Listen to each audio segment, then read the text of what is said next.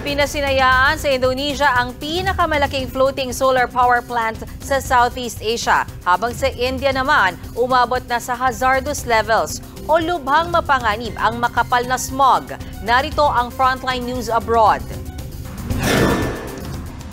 Sa drone shot na ito sa New Delhi, India, makikita kung gaano kakapal ang bumabalot ngayong smog sa mga pangunahing kalsada, sa labas ng mga templo at sa iba pang bahagi ng lungsod.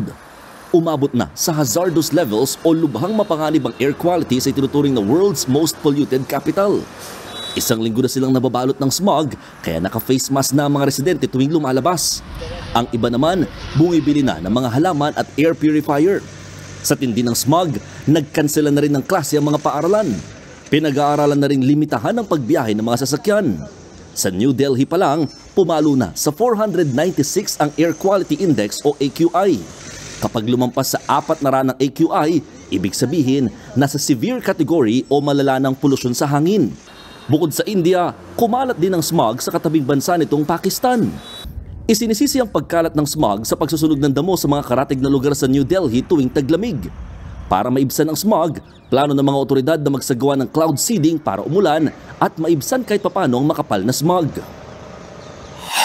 Sa unang tingin, mukhang mga palaisdaan na nakalatag sa karagatan. Yun pala, isa itong solar power plant. Matatagpuan ito sa West Java sa Indonesia. Ito ang pinakamalaking floating solar power plant sa Southeast Asia at ikatlong pinakamalaki sa buong mundo.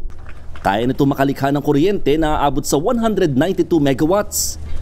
Pinasinayaan ito mismo ni Indonesian President Joko Widodo. Ginastusan ng higit $100 milyong ang proyekto para mas dumami ang renewable energy sources ng Indonesia at mabawasan ang paggamit ng coal. Nagbabalita mula sa Frontline, Mon Gualvez, News 5. Mga kapatid, may Los Baños po. Huwag magpahuli sa mga balita at impormasyong dapat ninyong malaman. Para sa mas malawak na balitaan at diskusyon, mag-follow at mag-subscribe sa social media pages ng News 5.